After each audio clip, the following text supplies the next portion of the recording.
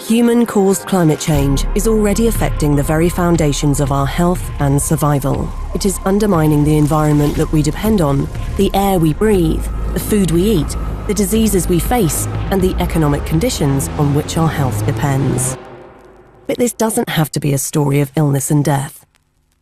Climate action is also one of the biggest health opportunities of the 21st century. Phasing out fossil fuels in favour of clean energy and energy efficiency can help reduce energy poverty and deliver cleaner air, saving millions of lives every year. Healthier, environmentally friendly diets mean reduced risk of chronic diseases and diet-related deaths. Well-designed cities with green spaces and active travel infrastructure mean healthier, more resilient communities. And health system adaptation can deliver better quality care. To conquer the health threats of climate change and capitalise on the public health possibilities, leaders need robust science to guide action. That's where the Lancet Countdown comes in. Established in partnership with Wellcome and based at University College London, we're a global collaboration of over 300 leading scientists, tracking how climate change is affecting our health and how climate action can protect it. With regional centres around the world and in close collaboration with the World Health Organization, our work spans 5 key areas and is published each year in the Lancet's peer-reviewed journals. Every year, we transform this data into interactive data explorers, policy briefs and data sheets, helping decision-makers put health at the heart of climate action. Climate change is one of the greatest health threats of our time. But by transforming evidence into action, tackling climate change can also be the greatest health opportunity. Find out more at thelancetcountdown.org.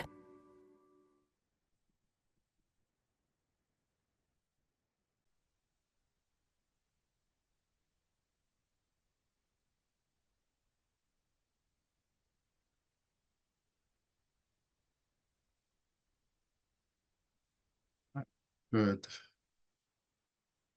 Good evening, and welcome. Can I sort of make sure I can start?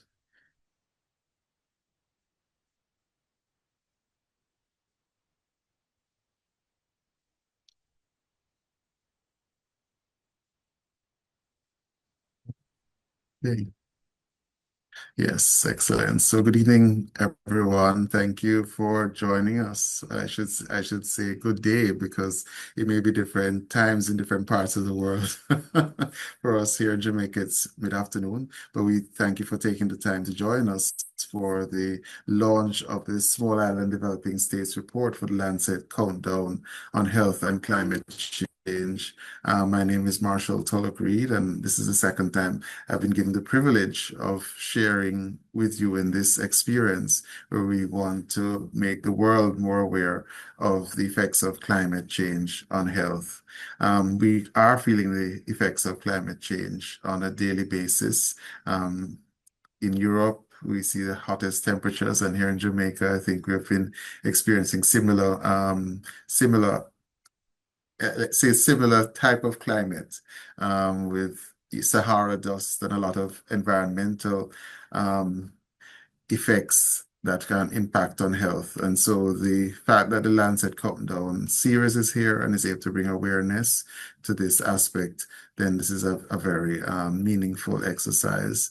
We are based in the Caribbean Institute for Health Research that is at the University of the West Indies, and the unit is headed by Dr. Gordon-Strachan and her team, and they will be presenting during the course of the day. I know that the reports have been making a change in policy, and that is really the impact that we're expecting them to have. This afternoon, we have a number of speakers from various aspects of this collaboration, and we will be pleased to hear from them during the course of the day. So we want to highlight important aspects of the report, and so the main aspect will be the presentation by Dr. Gordon-Strachan. So to begin with, I will have our first presentation by Dr. Sandro Demaio, And Dr. Demaio is the director and head of the WHO Asia Pacific Center for Environmental Health. He's been very involved in the Lancet Countdown series and has a strong interest and training in public health and climate. And so we will take his greetings as the first presentation. Distinguished colleagues, partners, and friends, it is a pleasure to join you today for the launch of the 2025 SIDS report of the Lancet Countdown on Health and Climate Change. On behalf of the World Health Organization Asia Pacific Center for Environment and Health, I would like to congratulate the Lancet Countdown team and all contributing authors for producing this important report. It provides timely evidence on one of the most defining public health challenges of our time and reinforces a message that many small island developing states have been voicing for decades. Climate change is not some distant threat. It is already shaping the health, livelihoods, and futures of communities today. For many SIDS, climate change is an existential challenge. Rising temperatures, sea level rise, extreme weather events, and changing disease patterns are placing increased pressure on health systems that are often already operating with limited resources. Yet despite contributing only a very small proportion of global greenhouse gas emissions, SIDS continue to bear the greatest health risks and climate impacts. This report reminds us that climate change is fundamentally a health issue. The findings demonstrate how climate hazards are affecting people's lives, from heat-related illness and food insecurity to infectious disease, air quality, and livelihoods. They also show that solutions exist. Investing in climate-resilient health systems, early warning systems, clean energy, and nature-based solutions can protect health while strengthening resilience and supporting sustainable development. At the World Health Organization, we are pleased to build on our long-standing collaboration with the Lancet Countdown, including through the Lancet Commission on Sea Level Rise, Health and Justice. We are proud to work alongside many distinguished colleagues across these two initiatives, including Georgiana, whose contributions continue to strengthen the global evidence base for climate and health action. Together, these complementary efforts are helping ensure that health remains central to climate action for island and coastal communities everywhere. Through the World Health Organization Asia Pacific Center for Environment and Health, we are working with member states to translate that evidence into action. Our 2025 to 2030 strategy places health at the center of climate and environmental action, including through one of its core ambitions, creating healthier cities and island environments. From strengthening climate-resilient health systems to advancing climate finance and supporting healthier urban and island communities, we are committed to helping countries turn evidence into practical solutions and health benefits. The report also highlights an issue that deserves greater global attention: climate finance. Countries are ready to act, but too many continue to face fragmented and burdensome processes for accessing the resources they need to do so. If we are serious about protecting the health of populations on the front lines of climate change, we must make climate finance more accessible, more efficient, and more responsive to country priorities.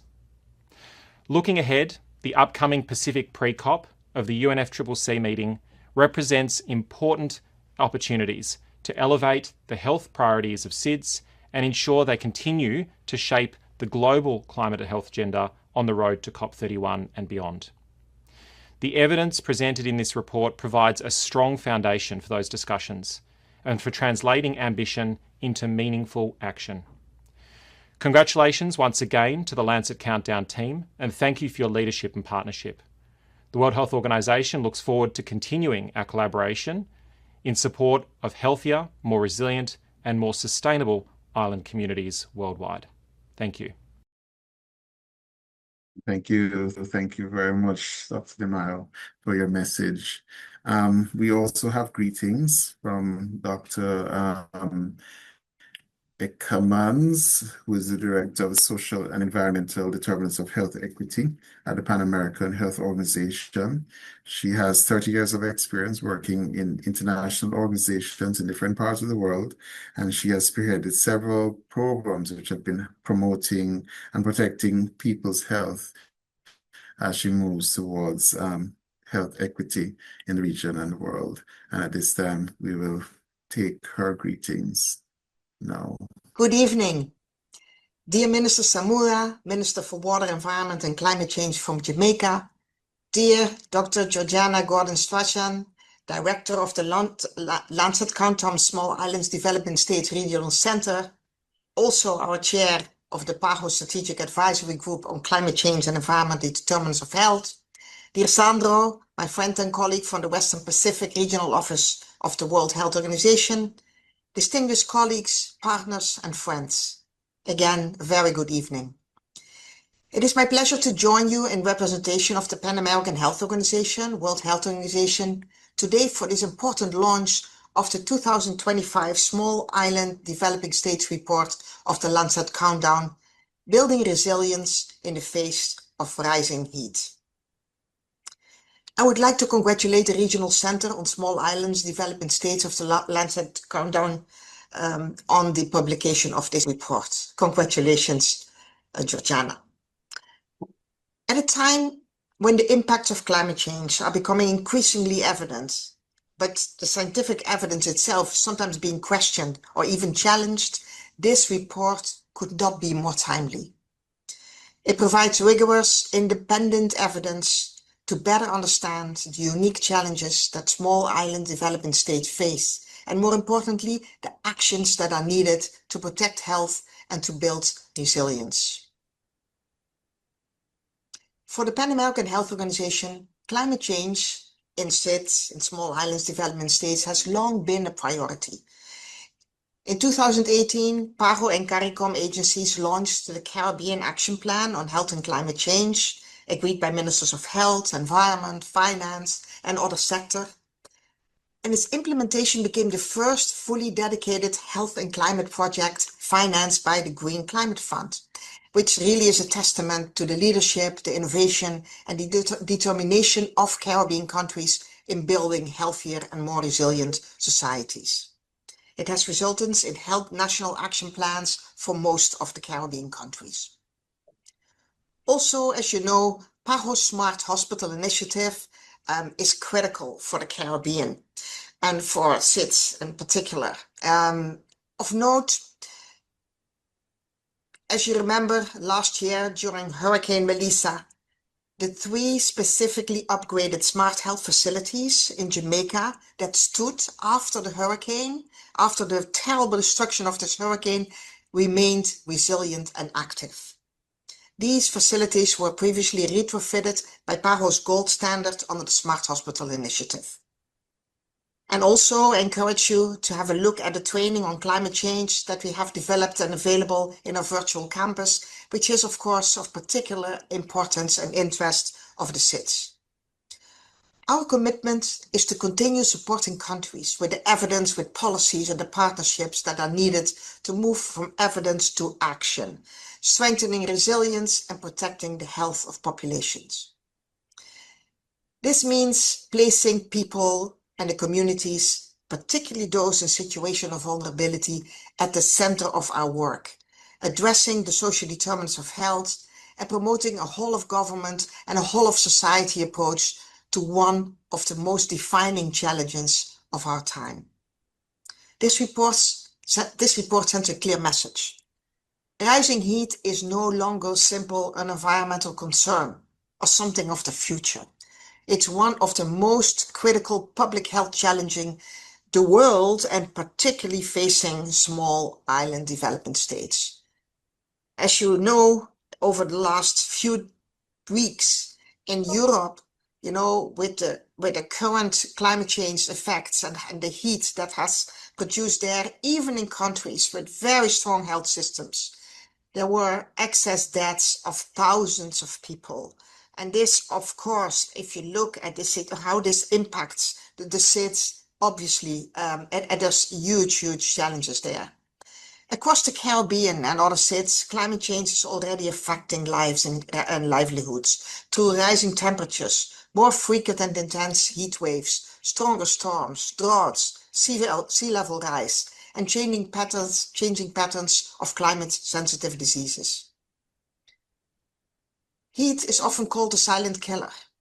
Unlike hurricanes or floods, its impacts are less visible, yet they increase heat stress, they worsen chronic diseases, they affect mental health, they reduce labor productivity, they threaten food security, and they place growing pressure on health systems. And as highlighted in this report, these impacts fall disproportionately on older people, on infants, on outdoor workers, on people living in precarious housing, people living with non-communicable diseases. So this is also a matter of climate justice. Small island developing states collectively contributed less than 1% of the global greenhouse gas emissions, yet they continue to bear a disproportionate share of the health impacts of climate change. And that is precisely why the Lancet Countdown is so important. It does more than just document the impact of climate change. It helps us to anticipate the emerging health risks, to monitor trends, strengthen accountability, and to generate the evidence needed to guide policy, planning, investment, and action. Last year, at the COP30, Brazil launched the Belém Health Action Plan, establishing the foundation for a global program on climate change adaptation and health. This complements the Pan American Health Organization policy for strengthening equity-oriented health sector action on climate change and health, which was approved by all member states in 2024, and which recognizes that building climate resilience is fundamental to protecting health while advancing health equity. As we move towards COP31, this Lancet report provides exactly the kind of evidence that countries need to identify the health risks, to prioritize the investments, to strengthen accountability, and to ensure that health is fully integrated into climate policies, in the adaptation plans, and financing decisions. Health has to be at the table. And finally, this report reminds us that no single institution can address the challenges alone. Governments, academia, international organizations, development partners, civil society, and communities all have essential roles to play. By strengthening partnerships and by continuing to invest in science, in data, in innovation, we can ensure that evidence informs policy and that policy translates into meaningful action for the people who need it most. The Lancet Countdown gives us more than a snapshot of where we are today. It provides a roadmap for where we need to go. Let us use this evidence to accelerate action, strengthen partnerships, and build healthier, safer, fairer, and more resilient small island developing states. And please count on the Pan American Health Organization and the World Health Organization to accompany you all in doing so. Thank you so very much.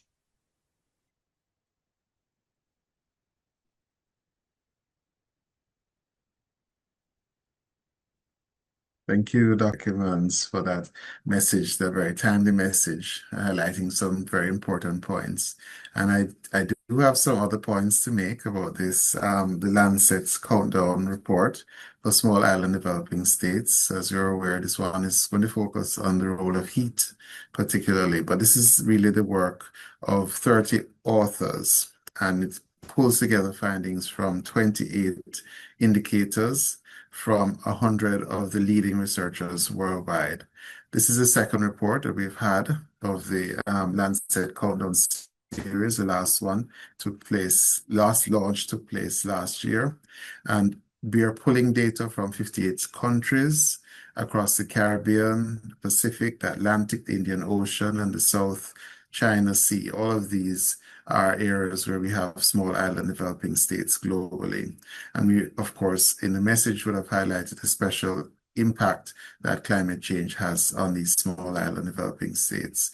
CARE hosts a center at the University of the West Indies. CARE is a Caribbean Institute for Health Research. And of course, you'll hear from the chair of the group, Dr. Gordon-Strachan, presently. At this time, we would have had our message from the Honorable Minister, Matthew Samudo. He is for Jamaica, our Minister of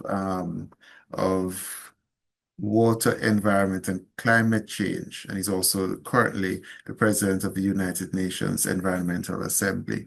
Unfortunately, he was not able to make it today, so he sends his apologies, and we will send our regards to him when he gets the highlights from this launch.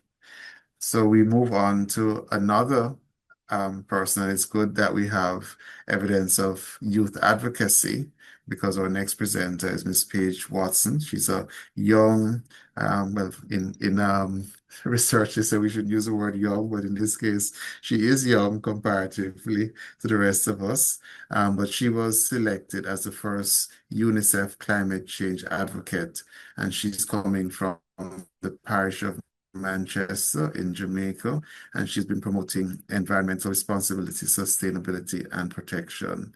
And we know that UNICEF has been playing an active role in helping to promote the role or the importance of climate in the region. She has coordinated and launched a tree planting day and instituted a recycling system in her prep school, and that has continued to remain in place from an initiative many years ago. She's also participated in beach cleanups and mangrove cleanups and was guest speaker at the World Congress on Adolescent Health in May of this year. She's a student at the Carteret College in Manchester. She's an active member of the school's environmental club, and she wants to see what she can do to implement similar programs to what she started in her prep school in a new environment.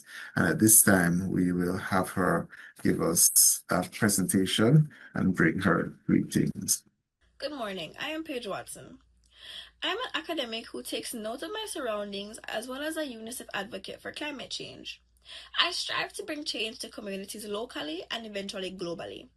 I actively participate in beach cleanups, environmental clubs, and recycling initiatives because I believe in doing the work and not just talking about it. As an adolescent, I have seen firsthand the growing risks of climate change, especially in small island states. Climate change is not just about the environment, it is a health crisis. It includes physical harm, environmental illnesses, and serious mental health impacts. Physically, climate change increases respiratory illnesses like asthma, which I personally suffer from, along with vector-borne diseases and food and waterborne infections. It also raises mortality rates among infants, especially in hot, humid regions. Our environment is not fixed. It is constantly changing based on our actions.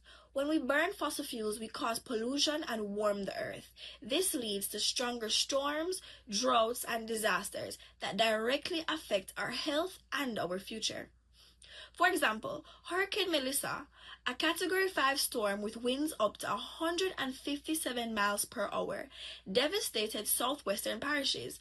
Roofs were torn away and communities were left without shelter, electricity, clean water, food, and basic supplies.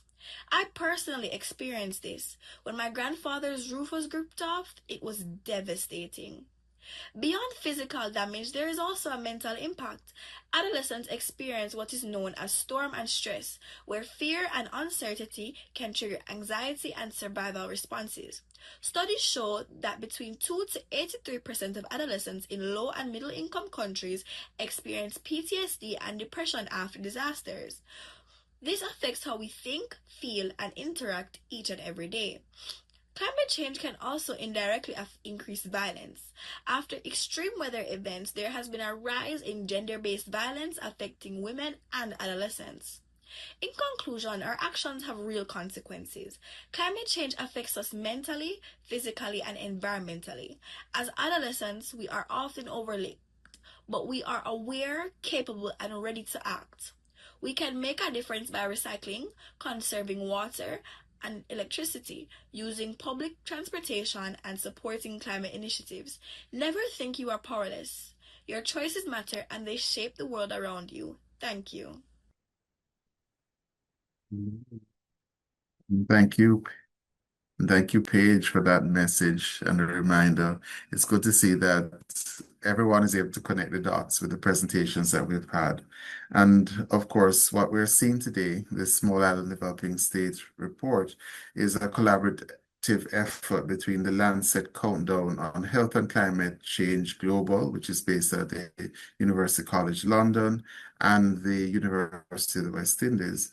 And this project has been funded by the Wellcome Trust. So the next presenter is going to be someone from the Lancet Countdown series, Dr. Marina Romanello, and she's the Executive Director of Lancet Countdown on Climate Change and Health. She's a researcher at the University College of London. She's trained as a biochemist, and she holds her PhD in science, but her research has really focused a lot on health and climate change. And so she is working very closely with the group, and she's going to bring us some greetings this afternoon. Hello, everyone. I'm so delighted to be here at the launch of the Small Island Developing States report of the Lancet Countdown on Health and Climate Change. I am Marina Romanello. I have the privilege of being the Executive Director of the Lancet Countdown and the absolute honor of having worked with the Small Island Developing States team in producing the report that is being launched today. I'm particularly delighted to be here with you, if only virtually, in what is the 10th year anniversary year of the Lancet Countdown. And to us, having a Small Island Developing States Regional Center producing these rigorous reports, bringing attention to the links between climate change and health in some of the world's most vulnerable countries, but also those that are at the forefront of acting to tackle climate change, is an absolute privilege. So as I mentioned, the Lancet Countdown was launched 10 years ago this year. We're about to hit our 10-year anniversary. The year after the Paris Agreement got signed, the Paris Agreement, which the WHO labeled as potentially the most important public health agreement of the century. And it was launched following the 2016 Lancet Commission, which showed that tackling climate change offers enormous global health opportunities, could deliver healthier diets, healthier air, more resilient health systems, improved health care, and overall improved quality of life and health across the world. This commission recommended that we needed to set a system to monitor progress towards delivering action on climate change and the extent to which it was benefiting health, the opportunities for health benefits, and to enable an informed, health-centered response to climate change. And that is how the Lancet Countdown was born. It was born as an academic collaboration doing these annual global reports, but it has since grown enormously to now encompass about 130 institutions all around the world and over 300 researchers that collaborate to our global and regional efforts. The Global Lancet Countdown's flagship are the reports that you see on screen.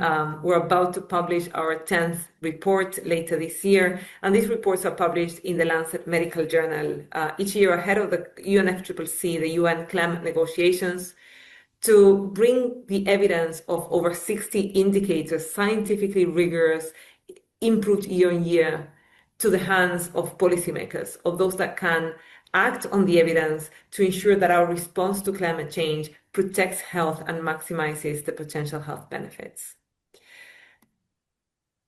And last year's report was published last October and had fairly concerning findings. What I'm showing you on screen is a snapshot of what our indicators monitoring the threats, the risks, and the impacts of climate change look like, with each indicator being plotted in a row, with its values normalized such that bluer tones correspond to better conditions for health and red tones to worse conditions for health, and you have a time series since the 1990s to 2024. That's what you see on screen. And as you can see there, we see that across every indicator in the time series, or most indicators, we're seeing this rapid aggravation of the health risks and impacts of climate change, with tones going very rapidly towards that dangerous red colors. And we're seeing things like, for example, over 500,000 deaths occur, over 500 million deaths occurring each year due to heat-related mortality. We're seeing that heat-related deaths increased by about 23% when we look at deaths per 100,000, so irrespective of population change, and that heat has become a silent killer, or a very noticeable killer, as we've seen in recent heat waves all around the world.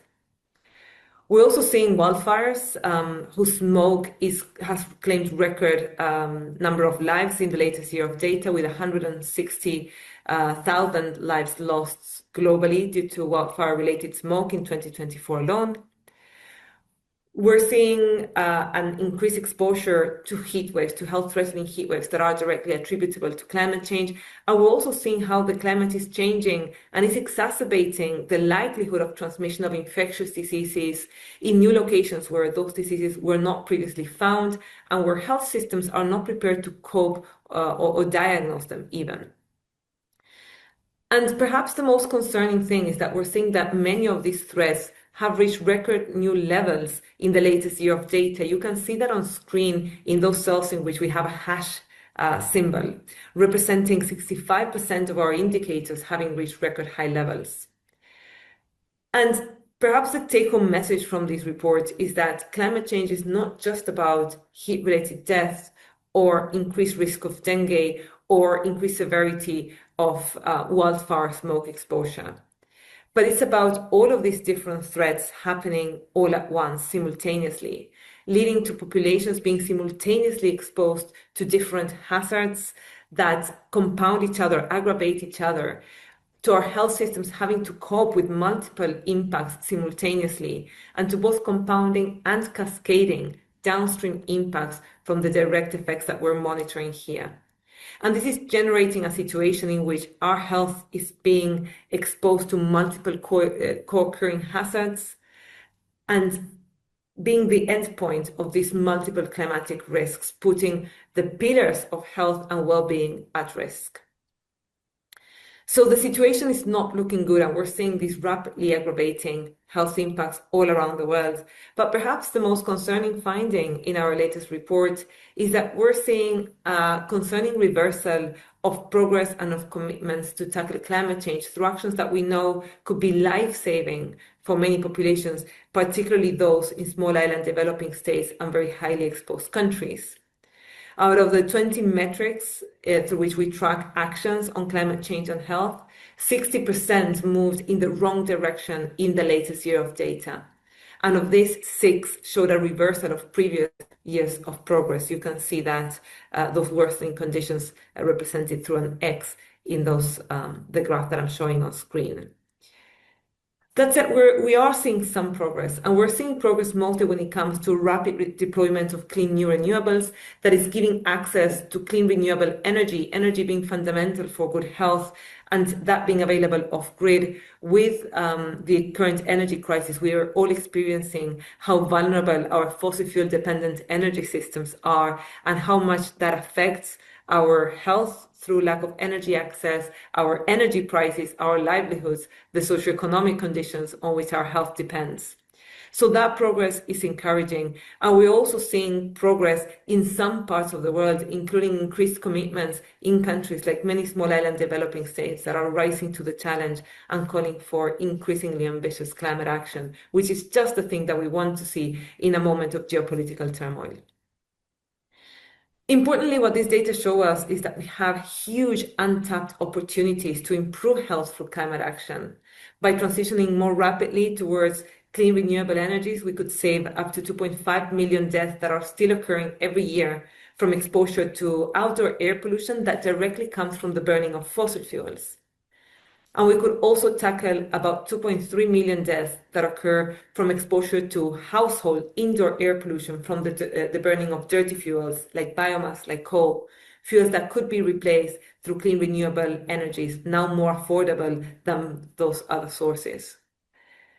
And all in all, we could deliver healthier diets. We know that unhealthy high-carbon diets contribute to about 11 million deaths every year, and those are absolutely preventable through transitioning to healthier diets that could also help us reduce the greenhouse gas emissions associated with our agricultural sector. We could deliver more resilient health systems that can cope with climate hazards, but also with other types of extreme events and health threats. Building resilience in our health system is always a high return opportunity. So we are seeing that despite the inaction, there is some movement and there's enormous opportunities ahead of us. So in our reports, we produce recommendations on the actions that we could take to maximize those health benefits. And I'm sure that we'll hear a lot more about that for small island developing states throughout the event today. But these data that I've been showing are global data. They're global generalized statistics of a global state of climate change and health. But very early in our trajectory within the Lancet Countdown, we realized that what really matters to policymakers is local data, is understanding what's happening regionally, nationally, or subnationally. And therefore, since 2020, we have been opening regional centers around the world, centers that bring together the best experts and researchers on climate change and health-related issues in these key parts of the world to produce regular annual or biannual assessments on the state of climate change and health. And obviously the Small Island Developing States report is a great example of what these regional centers have produced, with these regular reports being published in the Lancet family of journals across the different centers. Small island developing states, I already mentioned it, are key to climate change and health. They are at the forefront of the threats of climate change.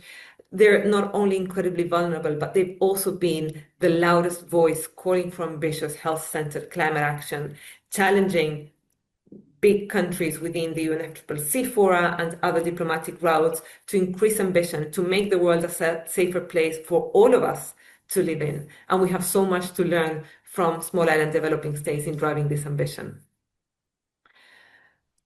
So with that, I just wanted to close with perhaps a big picture statement. We're currently at about 1.3 degrees of heating.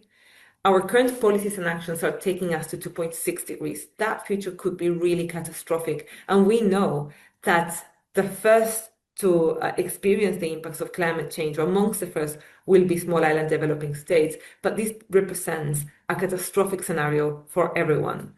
So with that, we need to think about the ambition to make the world a safer place, to reduce the threats on our health, but importantly, how we can deliver this transition to tackle climate change through mitigation, through adaptation, and in doing so, to enable that huge global health opportunity that climate action represents, delivering healthier environments, healthier diets, healthier air, and ultimately tackling the big impacts and the big determinants of health for better, thriving livelihoods for current and future generations. So with that, I thank you so much. Again, I apologize I'm not there with you in person, but I once again wanted to congratulate the whole Small Island Developing States team for this phenomenal report, and thank you all so much for joining this event. I hope you enjoy it, and I hope to see you sometime soon. Right. Thank you, Dr. Romanello, for sharing with us some of the findings from the global 2025 report of the Lancet Countdown series. And as she spoke about it, we're moving from a global level to more granular and locally relevant data. And I think this is the moment a lot of you have been waiting for, to hear highlights of the latest report on the small island developing states.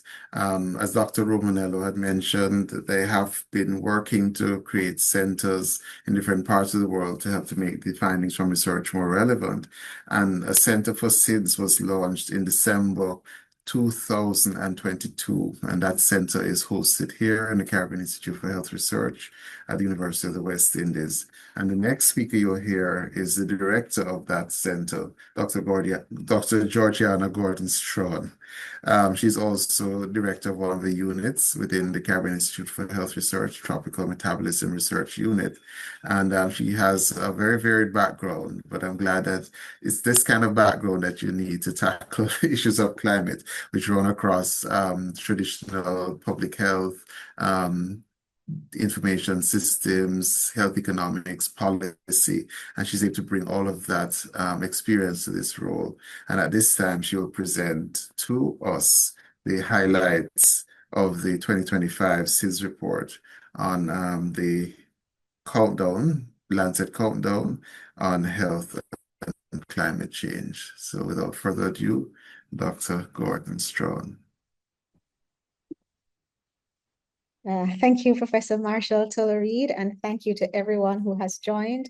I also want to just personally thank the speakers who went before me, especially Paige, who is 14 years old and I think did very well in presenting the perspective of the youth. So we're hoping to build on that because, as we all know, we age every day, so we won't be here forever. So we need to ensure that the message and the relay passes on, we pass the baton on to younger people with good ideas and also with commitment. So with that, I'll share my screen. And let me just put it in presentation mode so that we can start. I'm going to share. Just making sure that you can see my screen. I think you can, so I'm going to jump right in. So good day again, everyone, and thank you for joining us for this launch of the 2025 SIDS report of the Lancet Countdown on Health and Climate Change. And our theme, we're really looking at building resilience in the face of rising heat. Just a little bit of housekeeping before I start the major presentation. Just wanted to let you know that we welcome your questions and your feedback and your comments. And we only ask that you drop your questions and your comments in the chat, and our team is standing by ready to respond to them.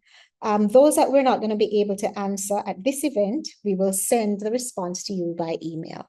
So please just drop your questions, your comments, and your feedback in the chat. We welcome you. Now, as Professor Tuller-Reid said earlier, this is done through a collaborative effort. We have 30 authors, and we have 20 institutions all around the world from authors who contribute to this particular report. It is funded by the Wellcome Trust, and we thank the Wellcome Trust for their continued support on work on health and climate change. We represent 58 SIDS, and these includes countries and territories. And these SIDS, the 58 SIDS, are those defined by the United Nations. There are 3 groupings, and you may have heard them being alluded to earlier.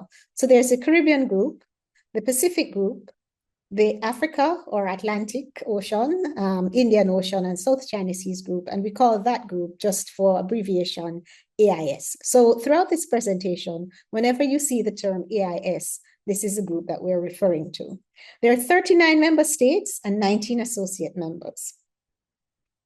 And as I said before, we're going to be looking at 20 indicators across 5 working groups. Okay, I'm being told that you're not seeing my screen. So I'm going to stop and I'm going to share again.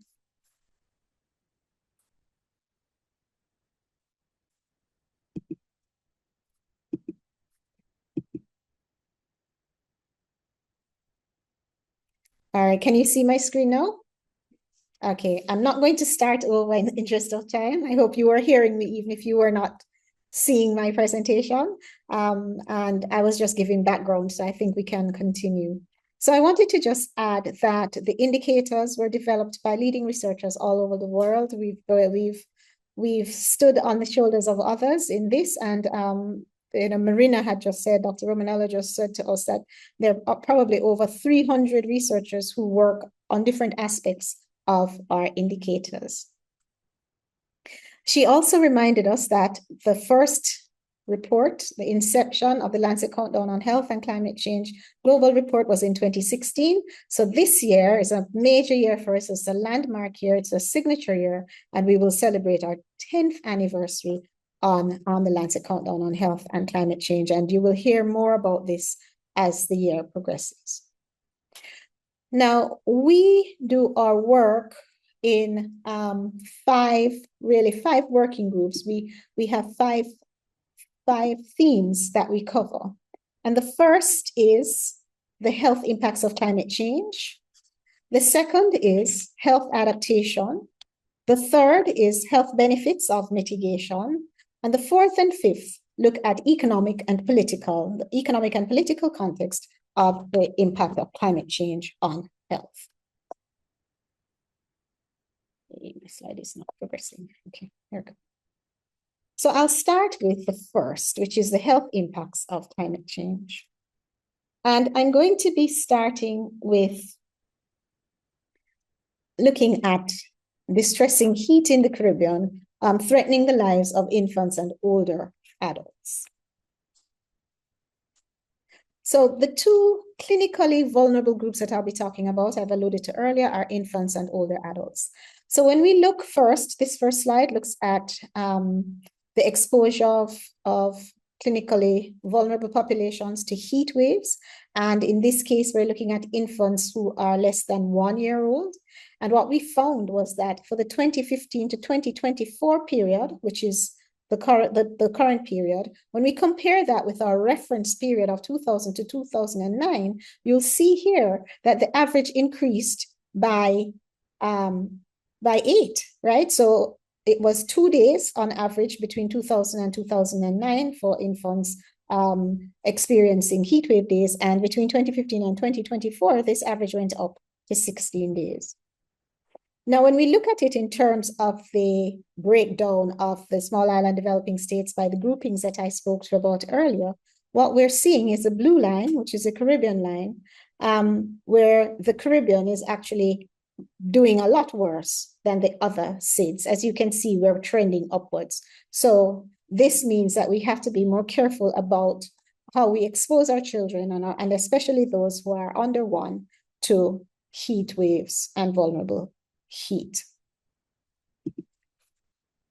Now let's look at the next population, which is the older adults. And these are people who are 65 and older.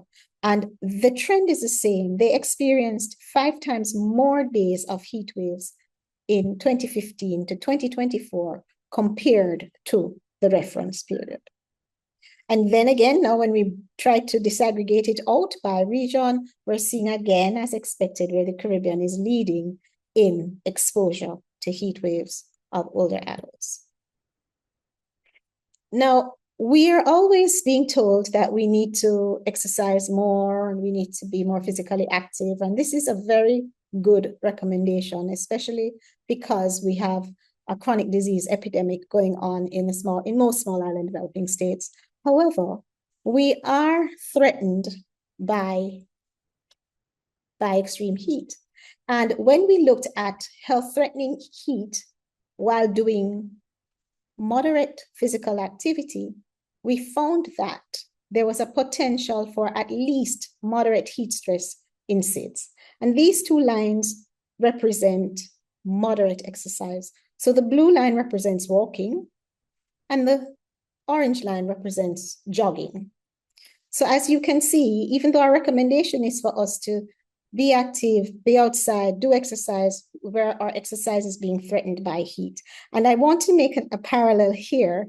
It just dawned on me that we're going through a World Cup football, and the water break, the hydration break, has become such a big part of the whole event. It is mandated just because of how hot it was during this summer. And this is just to show that we have to be careful as we exercise and we try to keep healthy. Now, let's look at another aspect of it. Let's look at the aspect that deals with labor capacity. And labor capacity has to do with the number of hours that you can comfortably work under normal conditions. What this headline finding is saying is that alternative strategies for safe work hours are urgently needed due to heat. And so let's look at the groupings here. If we look at the Caribbean, we have our reference period, which is 1991 to 2000. When we look at the comparison period, which is 2015 to 2024, as you can see, the potential work hours lost due to heat is actually quite high in the Caribbean compared to the other groups. And the challenge here is with agriculture. As you can see, the black line here represents agriculture. So what we try to do here is to disaggregate work by sectors. So service, manufacturing, construction, and agriculture. And agriculture is where we're seeing the most potential of work hours lost. Now, when we look at the whole of SIDS, just to give a more general understanding of what's going on, what we see is that the potential heat-related reduction in labor capacity is twice as high as it was in 1991 to 2000. And cumulatively, the potential work hours lost for SIDS is about 4.4 billion.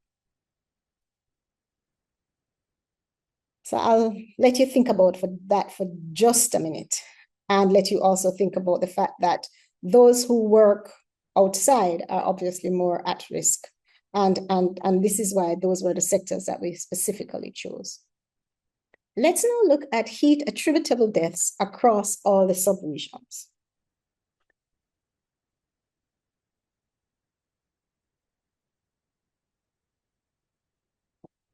As you can see, and you don't need to be a brain surgeon to see that everything here is trending upwards, and that the gradient of the upward trend is highest in the Pacific.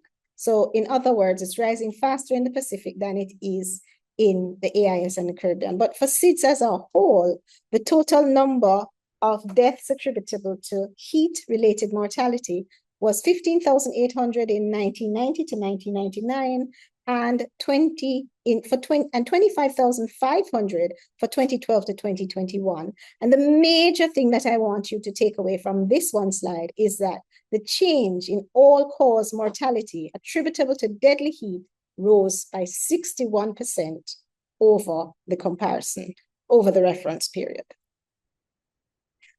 So I also want to just draw your attention to this particular slide.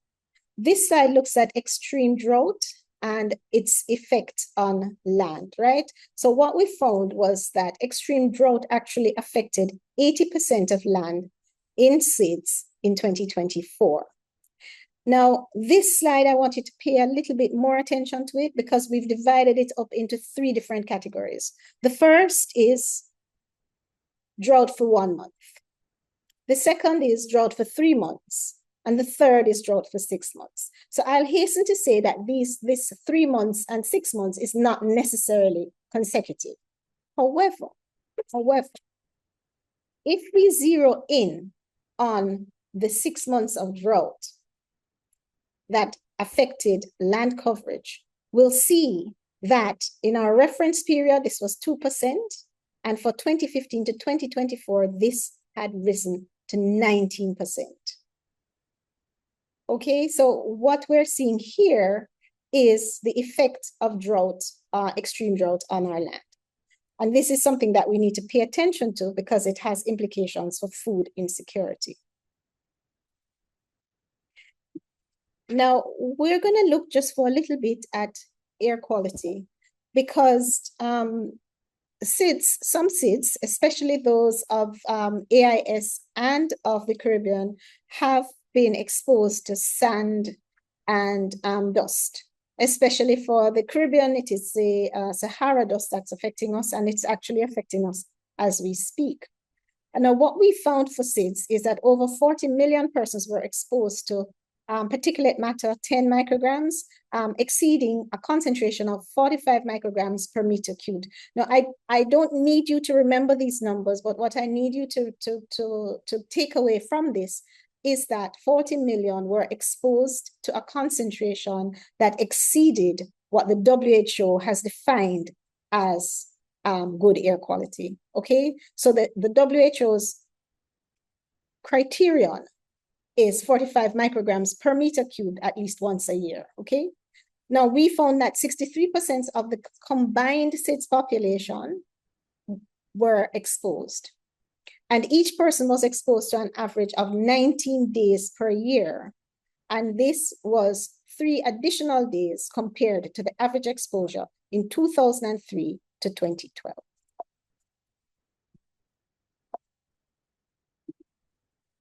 All right, so now we're going to talk a little bit about vector-borne diseases. So I'm sorry if I'm taking you through, but as you know, climate-sensitive conditions and climate-sensitive diseases are varied. And one that is of most importance to SIDS, I think, is the one on vector-borne diseases. So if we look at climate, this indicator looks at climate suitability for infectious disease transmission, and we're looking specifically at dengue fever.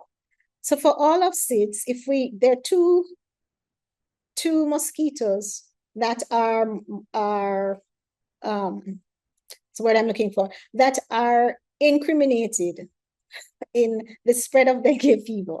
And these are there are the Aedes aegypti mosquito and the Aedes albopictus mosquito. For all of SIDS, the absolute reproductive number for Aedes aegypti increased by 13% between 2015 and 2024 compared to the baseline of 1951 to 1960. And for albopictus, it increased by up to 27%. Now, albopictus has a lower reproductive number than Aedes aegypti, but it is still important because, as we can see here, so where I left off was where we were looking at climate suitability for infectious disease transmission, and I was looking specifically at dengue fever. So there are two mosquitoes that are implicated in the transmission of dengue. One is Aedes aegypti and the other is Aedes albopictus. And as you can see from this chart, where we're looking at reproductive number, we are seeing that there's a 13% increase in climate suitability for Aedes and a 27% increase in climate suitability for albopictus. Stephanie, how do I advance this slide? It's not advancing.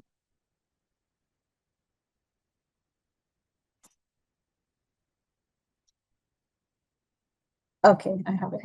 All right, so this slide I'm going to jump over very quickly because I just wanted to show you what the climate suitability for these two vectors are for the different SIDS regions. But I want to just focus on the Pacific because this is where the major challenge is, where albopictus has gone up, the climate suitability for dengue from albopictus has gone up to 45% and to 18% for Aedes aegypti.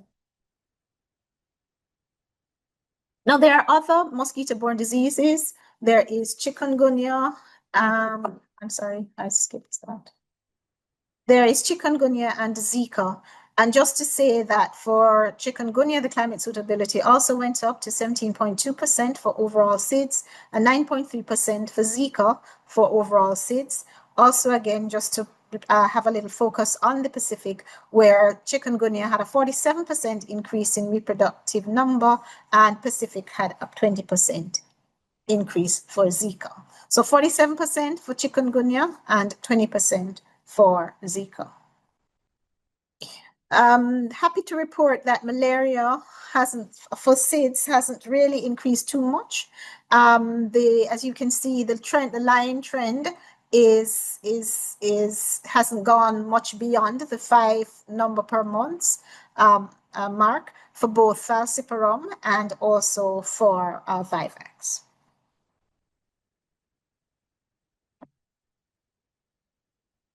The next one that I want us to look on is the climate suitability for Vibrio. And this is looking at coastline suitability for Vibrio transmission. I want you to look at the trend line. And as you can see here, the line is trending upwards. If we look at days at risk, we also see an upward trending line.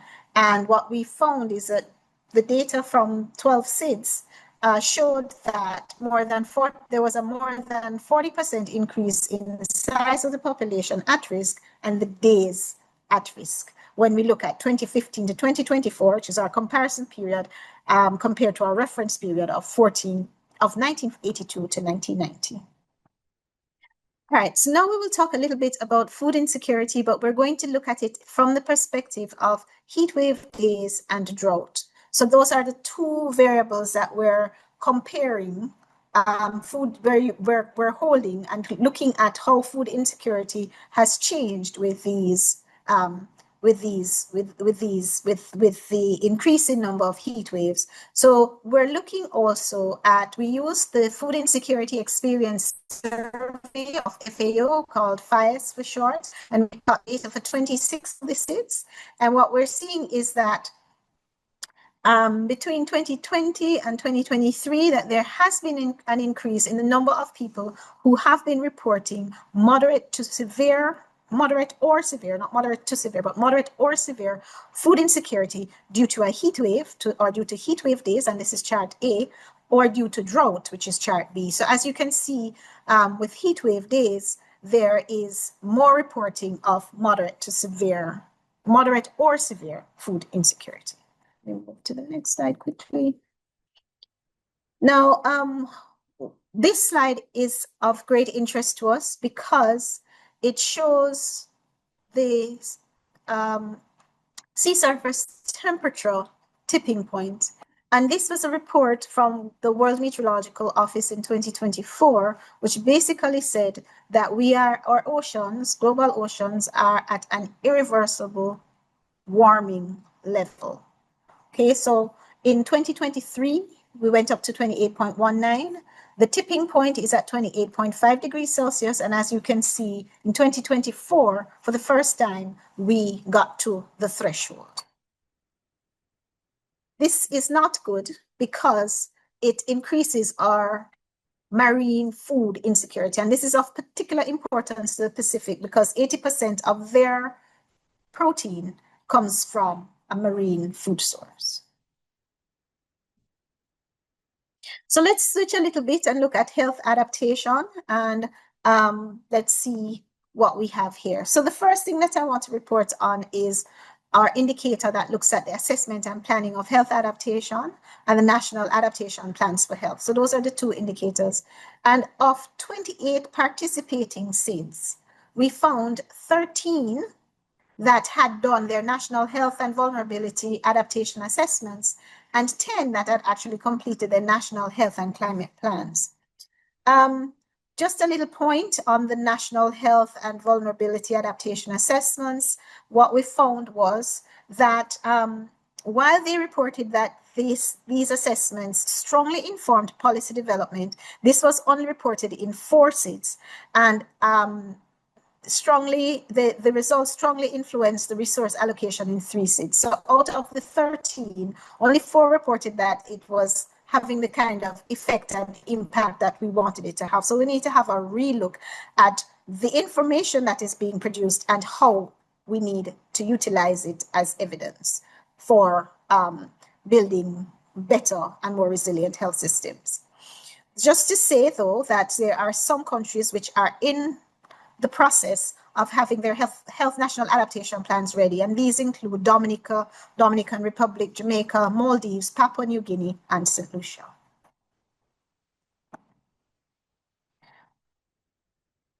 So we've been talking a lot about climate information services, and we've also been talking about integrating climate and weather variability with health and disease surveillance.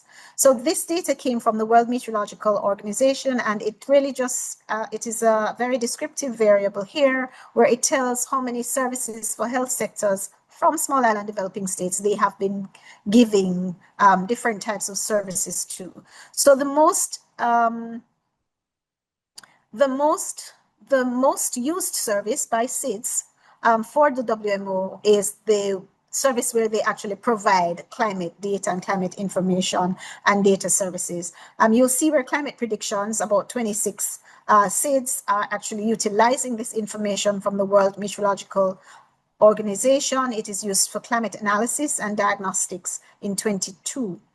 And there's a lot of talk about early warning systems and the development of early warning and response systems. And it is the utilization and the integration of the meteorological data with the disease surveillance data that will take us to the point of developing disease models that will help us to be preemptive and to respond before we actually have a disease outbreak, and help us to strengthen our early warning response systems.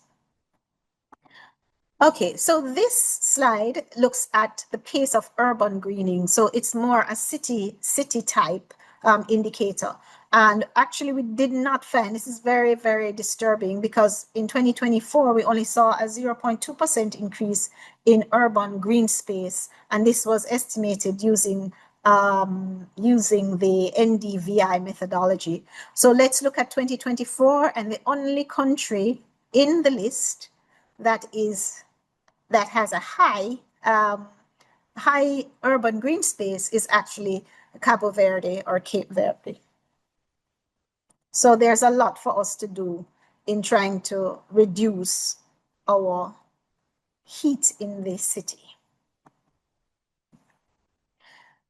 What is promising, though, is the implementation of the international health regulations, and there are three that we monitor here. One is planning for health services, the other is management of health emergency and the response, and the other is emergency logistics and supply chains. And as you can see, for the most part, for each of them, there is a large number of countries that have reported that they have these indicators and the detection, preparedness, and readiness responses to health emergencies working.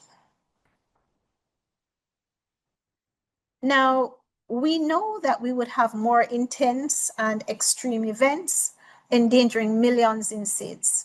And this indicator looks at the risk of lethality from extreme weather events. So what we found was that drought, storms, and floods affected almost 3 times more people from 2015 to 2024 versus 2000 to 2009. We also found that about 40 million lives were at risk over that period.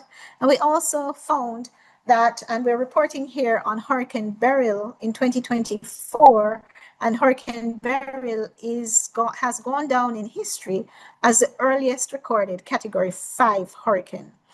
Hurricane Melissa is also quite historic because it's tied for the strongest hurricane recorded in the Atlantic. And both these happened, one in 2024 and the other in 2025 in the Caribbean.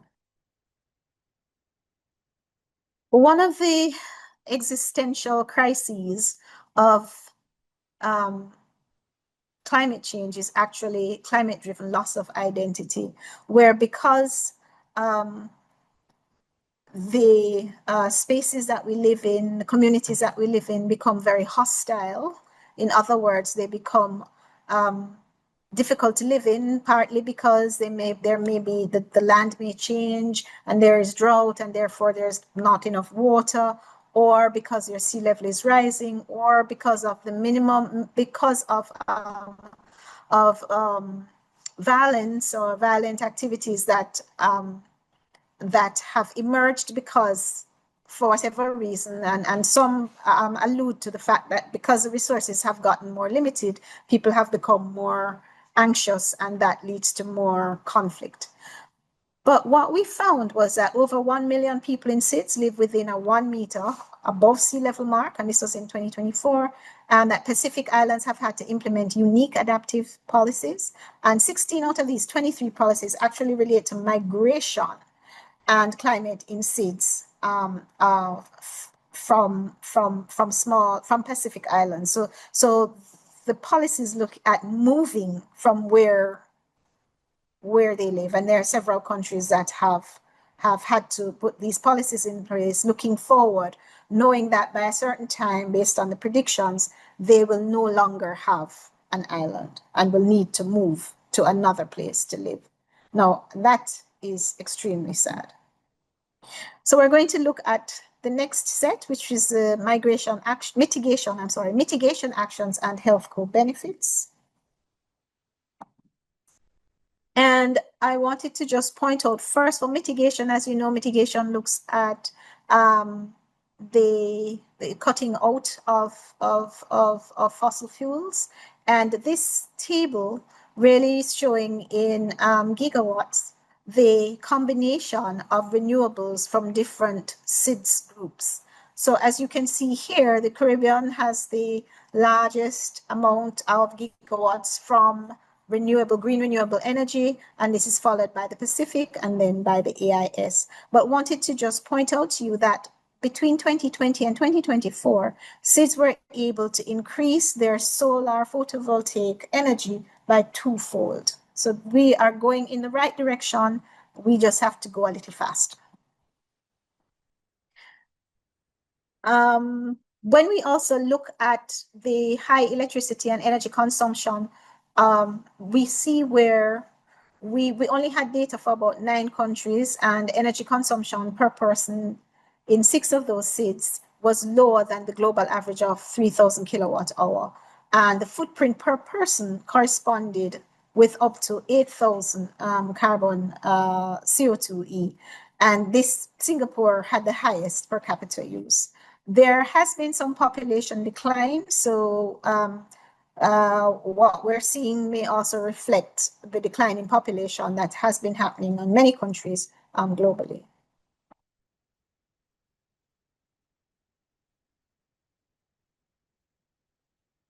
So when we look at mortality from ambient air pollution, and this is now looking a little bit more carefully at PM 2.5, which is much smaller than PM 10, we found that 25,000 deaths were attributed to a PM of 2.1 air pollution, and the data we have is for 2021.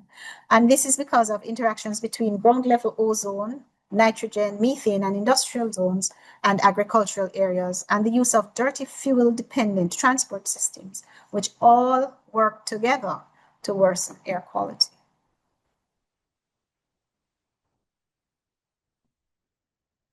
Okay. So this is one of the charts that I really wanted to pay attention to, because we were talking about chronic diseases earlier, and this is looking at diet and health co-benefits, and this looks at the deaths attributable to unhealthy food practices across states. And this is with 2021 and 2022, those 2 years combined. Now you'll see that the biggest part of the donut is actually chronic heart disease, for which climate change is attributable. 44% is attributable to climate change. To the consumption of unhealthy food practices. And unhealthy food practices here are eating carbon-intensive diets, right?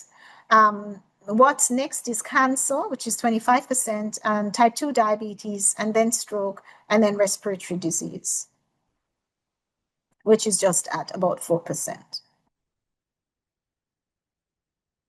We also looked at tree cover loss because, as you know, our trees and our forests are the lungs of our earth.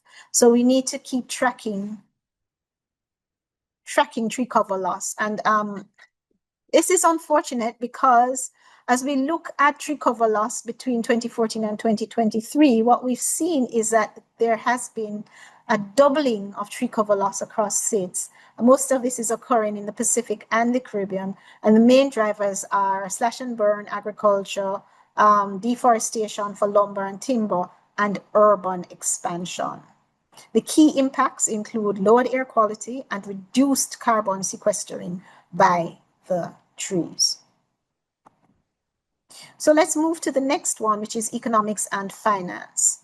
And what we found here is that the total losses due to climate-related hazards for 2014 to 2024 for all states exceeded $127 billion US, and this represents a 300% increase over the $31.3 billion that was lost in between 2000 and 2010.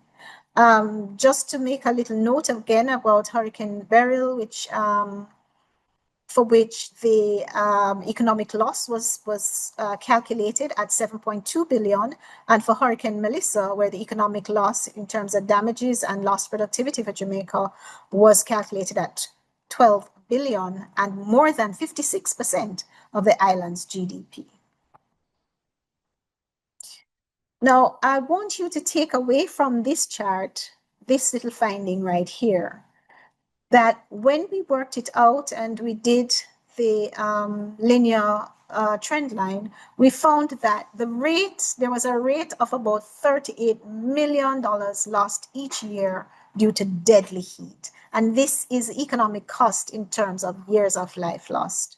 Okay, so heat, just as we said in the title of this presentation, that heat is a huge problem for us here in SIDS.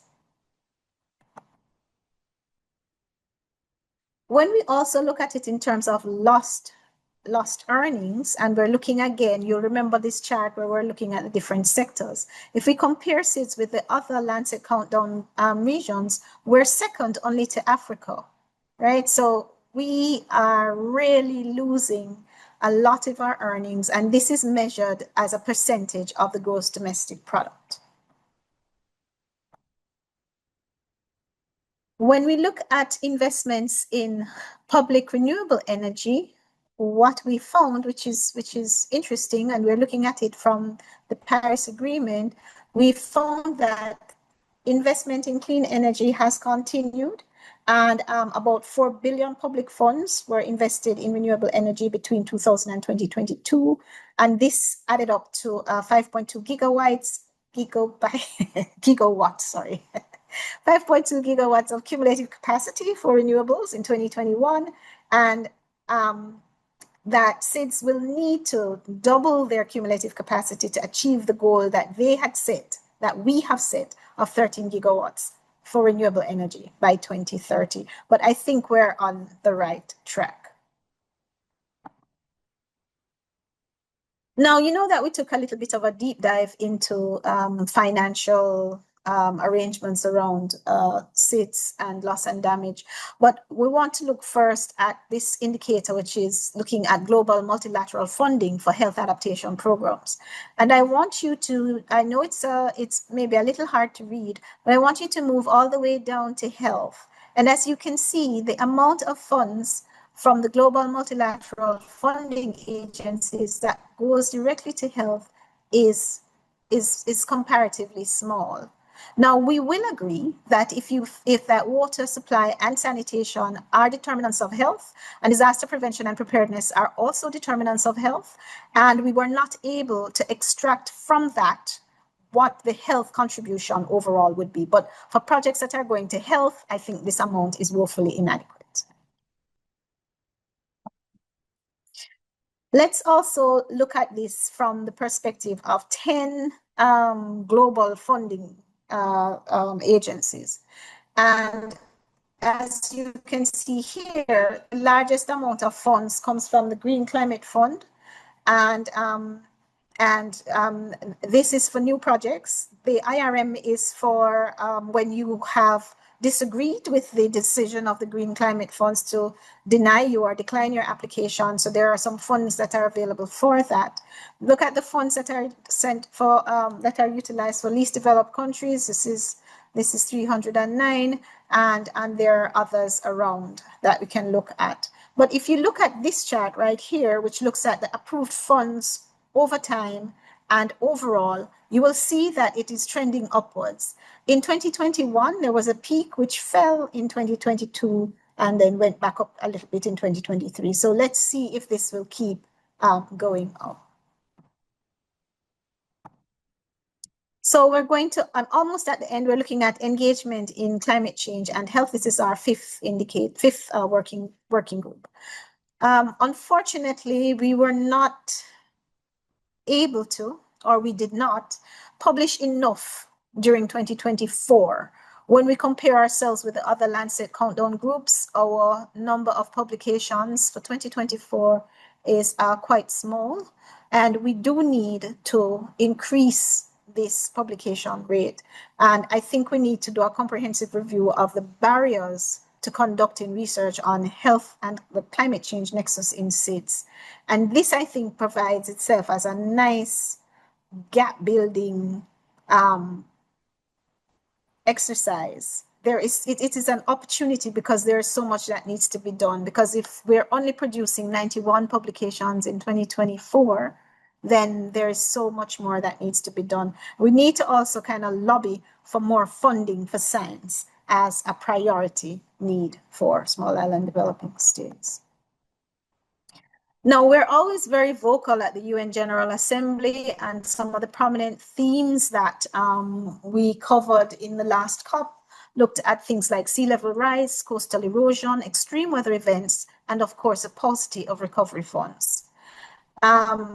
The nationally determined contributions, in the second submission, oops, I'm sorry, going too fast. The second submission, we had 3 times more mentions of health. So I think the realization that climate change is also a health problem is seeping in, and we're actually seeing where it is being debated, and it's presenting itself in national adaptation plans and nationally determined contributions. Now, for the deep dive, we looked at funding for international climate financing. And even though SIDS advocated for an increase in annual climate financing from 100 billion at COP15 in 2009 to 300 billion by 2035, of course, you know, we did not receive quite a bit of this. However, adaptation funds needed accounted for about 3.4% of SIDS GDP versus 1.4% for non-SIDS low middle income countries. So there still needs to be a reconsideration of how international climate financing is affected, is done, because as you can see that in 2022, even though the target was met, the primary flow was as loans to middle income countries rather than low income countries. And I think, and not enough grants, I think, were given for that period. So the costed needs are here, and I won't really go into them. I will just say that about 42% goes to adaptation and 52% goes to mitigation. Of course, the non-costed needs are huge, and this information that we have here comes from the second needs determination report to the UNFCCC. So we still have some non-costed needs, and when we talk about loss and damage, this also comes up as well. How do we cost the things that are difficult to cost? But there were some opportunities, and I think Dr. Gerry Eijkemans spoke to this at COP30, where the Belém Health Action Plan was articulated, promoted, and launched. And the general adaptation finance flows to SIDS. Each year is about 1.4 billion, and this covers less than a third of the annual adaptation costs that was modeled for SIDS. So there is an adaptation gap, as you can see, and you can go ahead and have a look at the adaptation gap report for 2024 for more information. So when we look at the prohibitive challenges around the UNFCCC finance mechanism, we've identified two glaring challenges for SIDS. One is a fragmented request processes for technical and non-technical assistance, and the other is that the forms of climate finance tends to flow. They're not quite mandated, you know, so grants are not really the primary form. You're still being given a loan that you will have to pay back. Now, don't get me wrong, I'm not trying to knock loans, but I think in some situations, grants might be a reasonable recommendation or consideration. So the burden when we do this as mostly loans is that it's passed on to the civilians and via taxations and is a burden to pass down as a burden to members of the society who are probably least able to afford these increase in taxes and ways for service repayment that governments need to implement so that they can make good on the loans that they have taken. Also co-occurring is a context of a low debt relief, and this perpetuates, you know, kind of economic stagnation. So we think there needs to be a reconsideration of how this is done. And we know we're not the only voice in the wilderness saying this. So there are others who have similar views on this. So I want to close off with on an inspirational note. So in July of 2025, some youth from Vanuatu, some law students who graduated from law, started a campaign called #ICJAO, which is the International Court of Justice Advisory Opinion. And they were able to, through serious strategy and momentum building, were able to bring before the ICJ a legal case that propelled climate accountability. Now, the ICJ opinion, it's an advisory and an opinion, so it's not a ruling, but they expounded several determinations, and three of the major tenets had to do with the Paris Agreement, and they're listed here. One, the global warming target of 1.5 degrees Celsius is legally binding. Two, the production of fossil fuels could constitute an international wrongful act attributable to the state responsible for the fossil fuel production. And the third, which I think is important, they're all important, but I really like the third, And I like it because I also like it because it's a bit difficult, but we're working on it. And it says that after causation is established, so the court expects that causation needs to be established, then those responsible have a legal duty to make reparations. So this was a real win for us in SIDS. And we will see, while it is just an advisory and an opinion, we think it will have great impact on how cases are argued and developed. So I will close by saying thank you so very much for paying attention. These are the flags, the beautiful flags of the countries of SIDS. I cannot close without saying thank you very much to the team that I work with, all 30 authors. And I think they will forgive me if I mention especially Stephanie Parker and Kimali Parchment, who are 2 research fellows assigned to this project, who have been working really hard to make sure that everything works well. We have some new members of staff. I will just say that you will be seeing more of them. More recently, Jean-Pierre Cavanaugh, Nasolo Thomason, and Anya Kushni. And so thank you all so very much for being a part of this launch. And this is where my presentation ends. So over to you, Marshall. Thank you. Thank you very much, Dr. Gordon-Strachan. Okay, so you've set the stage for a number of discussion points with the highlights from the report. I know we're going to go into the panel discussion presently, which you'll be leading. But again, I'm encouraging the members of the attending audience, put your questions in the chat, because I think that's going to be the forum we're going to use to address some of your comments and to share your thoughts and reactions from the esteemed panel that you have with you. So at this time, we're going to, I guess, transition. I'm not going to say we're closing the opening ceremony. We're not closing the session. So we transition now into phase 2, which is going to be a discussion that Dr. Gordon-Strachan is going to chair, which focuses on the issues that have emerged from the climate change report with a number of experts, global experts in this area. So at this point, Dr. Gordon-Strachan, you'll wear your other hat, not just as director and chair, but director, but also chair for this session. So I hand over to you. Thank you so much, Marshall, and thank you always for your leadership and guidance. Thanks to everybody who participated and spoke earlier.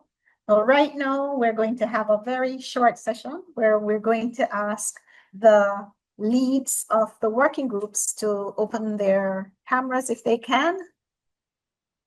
And I'm going to introduce them very quickly. And then they're going to tell us a little bit about what was the most important finding for their working group. And then in the next round, they're going to tell us what are the implications of those findings for small island developing states. So I'm going to start by introducing Leah Mania, Dr. Roani Nashwi. Dr. Roani is a human geographer whose work focuses on Pacific health, education, and sports in Australasia and the Pacific region. Her PhD focused on Pacific health workforce development by examining the health and educational inequalities and inequities for Pacific communities in New Zealand. And Dr. Roani was just at the United Nations just last week, I think, fighting the good fight, the SIDS. So welcome, Rani. I'm now going to introduce Dr. Christina Newport. Dr. Christina Newport is from Rarotonga and Mangaia in the Cook Islands, and she's a founder and principal researcher of a Cairo Consulting, a research and policy consultancy company in the Cook Islands.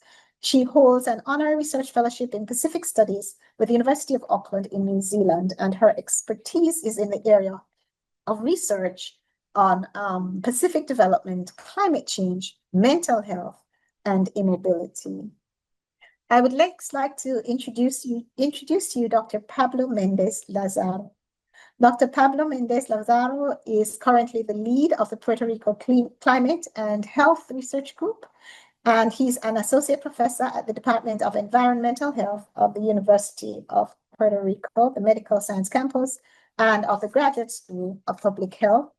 And PAHO's work has been in geography, marine sciences, environmental sciences, water resources and climate change, extreme events, and remote sensing. Next, I'd like to introduce Dr. Heather Hayward. Dr. Heather Hayward is a lecturer in public health and epidemiology, and she's also the coordinator of the Masters in Public Health program. She has an EMBA and an Executive Masters in Business Administration with a focus on healthcare management. And she is a UWI PAHO postgraduate. She holds a UWI PAHO postgraduate diploma in health policy and health systems. She also has her doctorate in public health. And last, but definitely not least, I'd like to introduce to you Dr. David Smith. And Dr. David Smith holds a PhD in zoology, and he is the coordinator of the Institute for Sustainable Development. And he's also the director of the Center for Environmental Management at the University of the West Indies, Mona, Jamaica. And he's a Caribbean coordinator for Sustainable Development Solutions Network and was a member of the independent group of scientists who prepared the UN Global Sustainable Development Report of 2019. So each of these erudite researchers hold a very important role within the Lancet Countdown SIDS Regional Center. So Dr. Marina, she is the working group lead. Is the working group lead for working group 1. Dr. Newport is for working group 2. Dr. Mendes Lazaro is working group 3. And Dr. Heather Harewood is working group 4. And Dr. David Smith is working group 5. So I'm going to ask Rani, if you could start, maybe just remind us of what your working group is, and then tell us what was the most important finding from this report. Thank you, Dr. Georgiana. So I am working group 1 lead on heat and health impacts. You actually mentioned quite a few record-breaking findings from the year 2024, but the one that I really wanted to highlight, I guess, building on the work that we've been doing in the UN around water, is actually the drought impacts and the fact that 2024 stood out as the most drought-affected year for SIDS. Particularly with 70% of SIDS land enduring 3 months or more of extreme drought. Thanks, Marina. All right, so that is actually quite important. So I'm going to ask Christina, Dr. Newport, if you could tell us remind us of your working group and just tell us what was your most important finding. Georgiana, the most important aspect, I think, relates to the existential threats, and that relates to the migration impact on communities, on island populations. We're seeing that there is an increase in policy perspectives and movements to address these threats, and it covers, I think what's important to understand is not just international or cross-border movements, but also internal movements, because that's much more where the emphasis is moving populations within countries. I think that that's a key factor going forward to us to consider. Thank you, Christina. All right, so I'm going to ask Pablo, who was working group 3. Pablo, what was the most important thing that you found? Yeah, thank you, Georgiana. First of all, it's very complicated, or difficult at least, to identify only one of the few things that are important in this report, because as you summarized when you were providing your speak and your talk, there are a lot of things that are important in this document, right? From air pollution and mortality to unhealthy food practices to non-communicable diseases such as diabetic cardiovascular diseases and many others. So one of the kind of things that is very shocking here is that the per capita footprint that we're seeing in island states using coal, using fossil fuels still for energy, and obviously deteriorating air quality. And this air quality deteriorated by burning fossil fuels is also combined with natural sources of air pollution, such as the Saharan dust and aerosols that are worldwide. And unfortunately, the Caribbean region is one of the most affected by this kind of air pollution as well. So seeing how the relationship between air pollution, extreme heat, and mortality, while we're still using a lot of fossil fuels such as diesel, coals to produce energy in some of these islands, is obviously very relevant and very shocking as well, right? So we're suffering from air pollution, but in the meantime, we continue to use one of the worst sources to produce energy in most of the island. So I think that's important, right? It's a paradigm that we need to change in the future.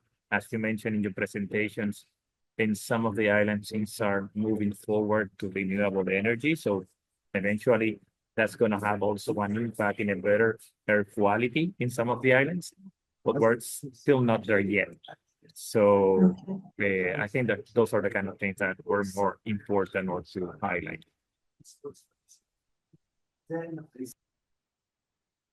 Okay, wants to unmute. Can you hear me? Can you hear me? Yes, we can. Okay, fantastic.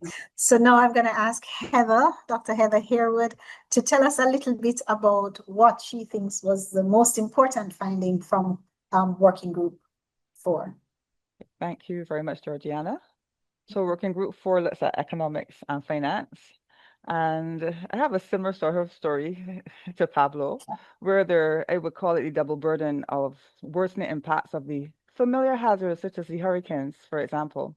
We realized that, during the period 2014 to 2024, there was actually a 300% increase in loss and damage to our region, across this because of hurricanes. But on the other hand, I think the thing that has creeping up, and where it was mentioned in your overview, but heat.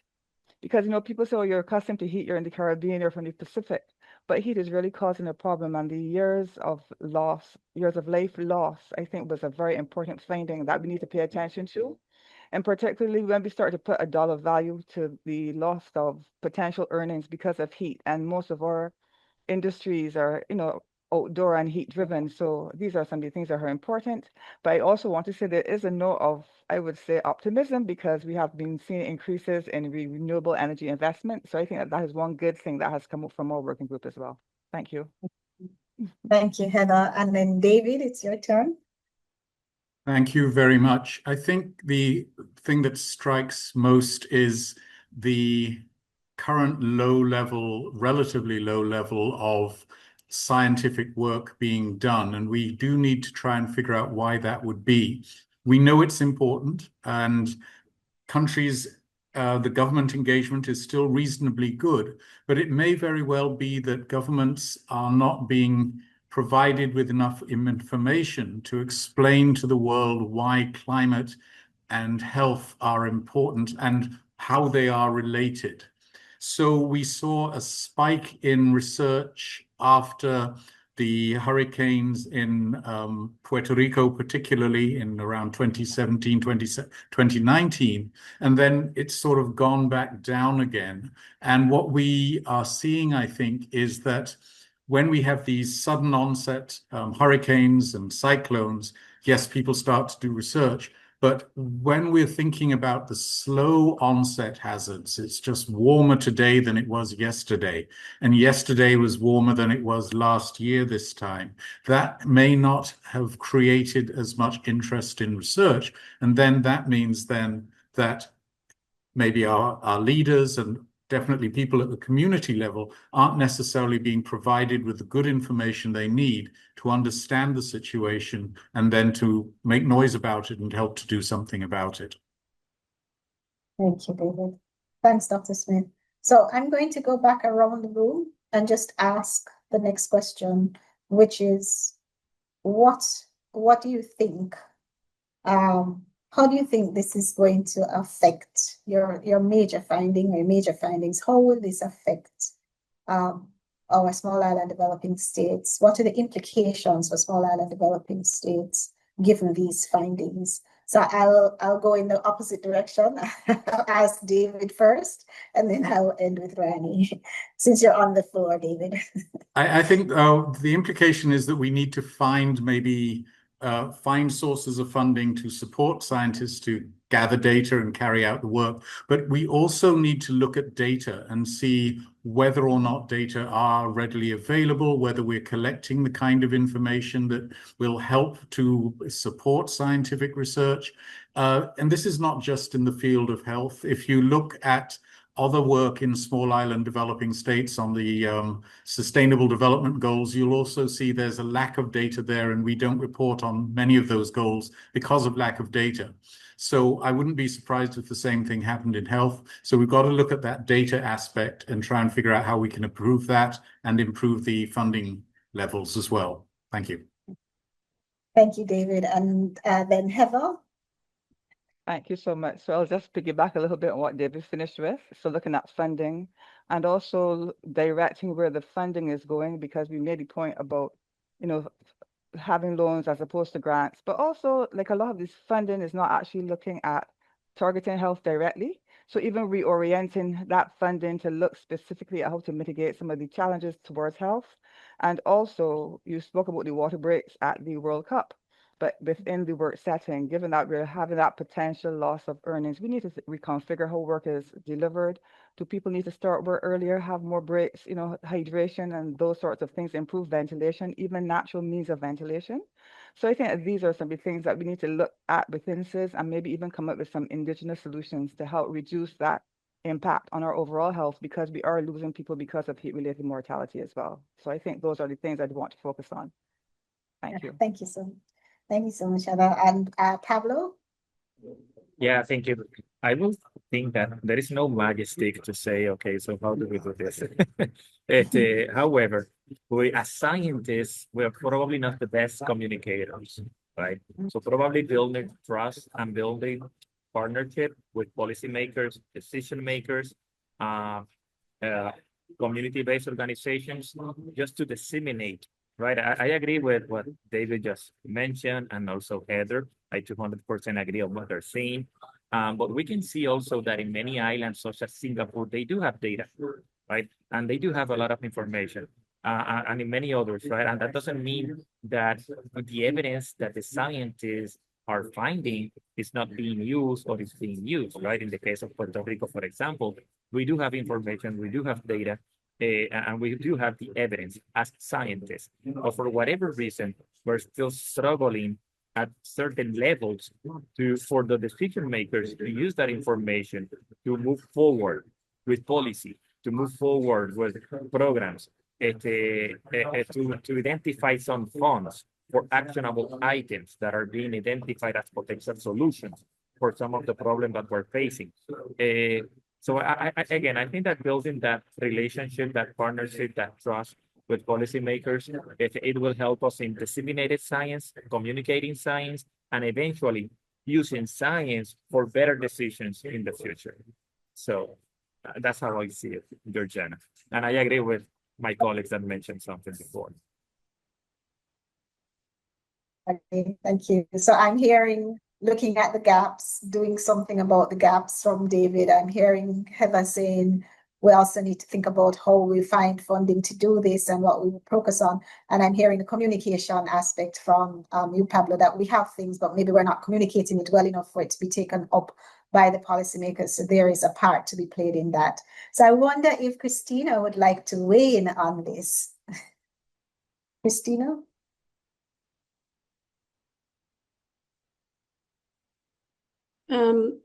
I think I'd like to add that there is this important link between adaptation and with migration, particularly when it comes to looking at what SIDS are doing ourselves in terms of our planning.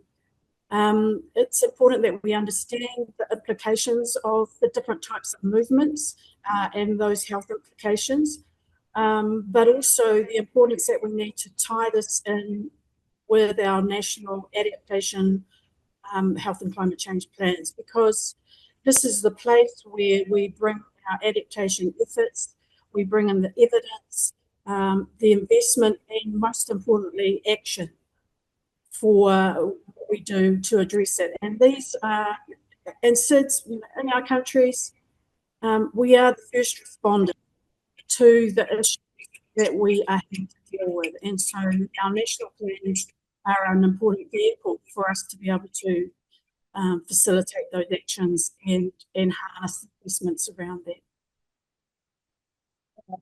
Thank you, Tina. Very, very, very excellent points made there.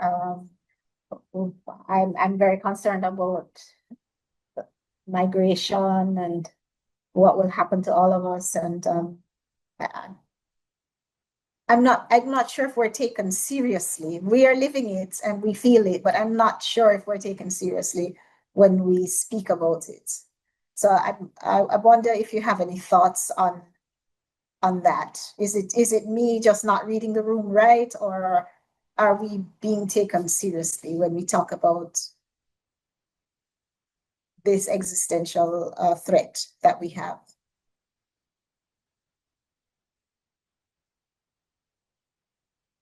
Well, we take it seriously. Yeah, we do. A lot of it is in the evidence that is being presented, and as the other leads have said, it's important that we have that evidence, that we're able to build that gap, bridge the gap between evidence and policy, but also that we are able to elevate our own narratives and our own perspectives about how this impacts us, but that what we see happening in our countries will resonate with others. And so it is about trying to have those conversations that can connect to other realities and experiences of climate change. Thank you, Tina. And of course, yeah, we take it seriously. I agree with you. And that segues nicely into to Roani and to what are her thoughts on all of this, and also, and if you can extend a little bit to, you just came back from the United Nations, if you can extend a little bit to what that experience was like, and what are some of the things that we might need to do to be heard a little bit more, or to be a little bit louder. I'm not sure. Yeah, so while I was at the UN, I was speaking on behalf of the science and technology major groups, specifically around SDG 6, which is why I think this drought finding is really important, mostly because people think about the Pacific as sinking or drowning, but we are also drying, which leads to issues around migration as well. And the things that we've discussed today also highlight the fact that these changing weather patterns are leading to distinct and compounded risks for our small island developing states, with mounting pressures from the land and the sea. I do think people are listening, but also the fact that for us, there's so much reliance on the rest of the world doing the right thing and doing good things. And it's not until they experience some of these climatic events themselves that it starts to resonate. And I think this is also one of the key issues around water security and SIDS, is the fact that everyone thinks about us as being surrounded by water, yet they don't think about the impact that drought and the lack of fresh water has on us. And so I think making ourselves a bit more visible, one of the key things that came out of the UN in that experience is the fact that we need to have stronger key messaging, but also our storytelling lends itself to getting other people to listen. But also it's not just, they come to an event, they hear us, and then they're like, oh, we should do something. But it's how do we sustain that momentum so that people are doing little things incrementally every day in order to ensure that we're protecting the planet, the ocean, and this one earth that we all have to live on together. Thank you. Very well said. Very well said, Rani. So we have a few questions, and then I'm just going to pull maybe just one. And forgive me, one question that I'm pulling is coming from Salanita Sakita, who was one of our authors last year, and her question is, she's making a comment that it is concerning to me to see the steep rise in mortality due to heat stress in the Pacific. I understand it may be related to the burden of underlying NCDs, but are there other factors that contribute to this? So I'm raising it, and I'm not sure who wants to jump onto that question. Ruani just spoke, so I'm not sure if she wants to, but maybe Pablo, you can decide. Would you like to take it, Ruani? Or Pablo? I can go after Ruani. I can go after Ruani. Ruani, go ahead. I can go after you. I think one of the other things around the mortality rise is actually our access to really good health services and prevention. So we don't have good access to health facilities, but also to cooling adaptations that might help in terms of these steep rise. So I think that was just sort of my contribution, is we also need really good health services. And this is hard to do in our small island developing states, where our populations are dispersed across hundreds of small islands. And Pablo, do you want to? Yeah, very quickly. It could be also related to risk perception. In most of the cases, we notice that at least in the Puerto Rico and the U.S. Caribbean as well, there is this perception that since we were born in a very humid tropical environment, we are very well adapted to extreme heat, right? Which is completely different. We are experiencing a new scenario. The temperatures and the extreme heat that we're facing right now is not the heat that we were experiencing 30 to 40 years ago. The non-communicable diseases rate that we have today are completely different. We have more obesity, diabetes, cardiovascular diseases, hypertension, cancer patients, and many others that are sensitive to extreme heat. The lack of preparedness in terms of, as I mentioned, we were not seeing extreme heat as a risk or as a main hazard in most of this island. All of a sudden, we're facing this extreme heat that is affecting public health, Iceland-wide and worldwide, as we're seeing also in France, right? So the lack of infrastructure in some cases and the lack of resources available from the governments and NGOs in protecting civilians and people for this hazard, right? So, for example, we need to ask ourselves, and I saw in the newspapers in Europe a couple of days ago. So I'm not in favor of air conditioning.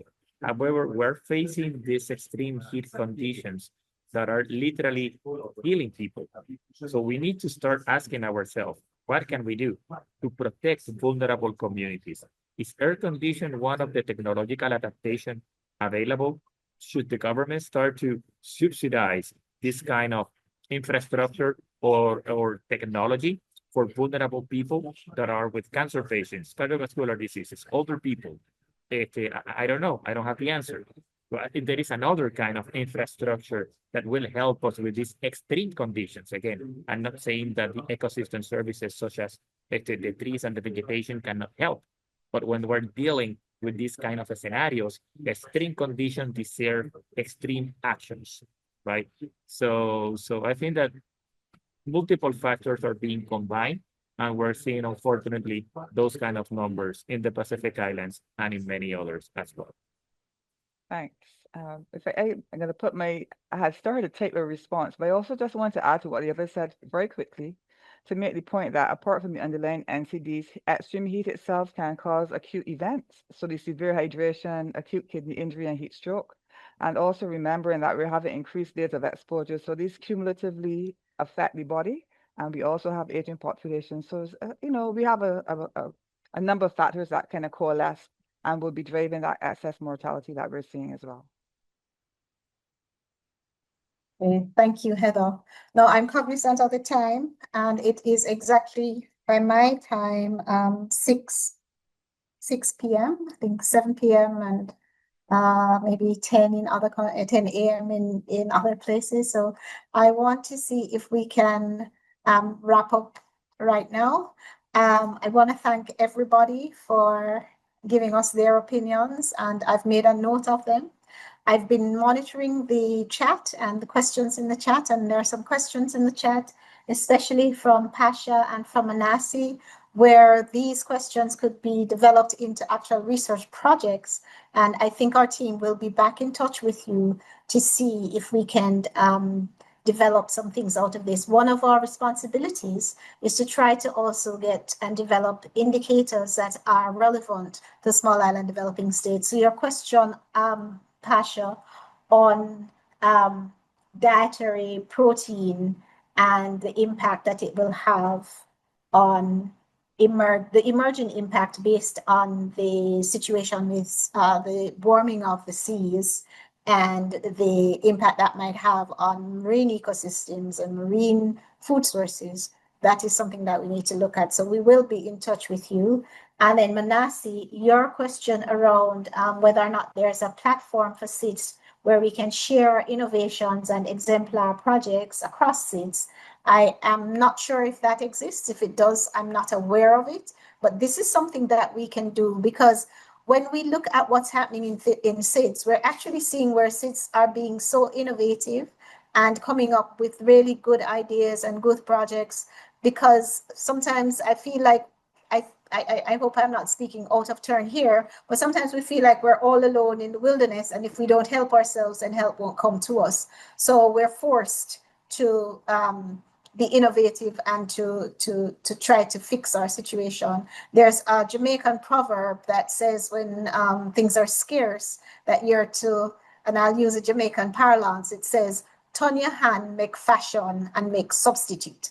And what it means is that you are to try to create something that will help to alleviate the scarcity or the problem, but you're not just to make something, you're to make it fashionable, and it should be a good substitute. So sometimes I remember these old sayings and they ring true to me for what we need to do.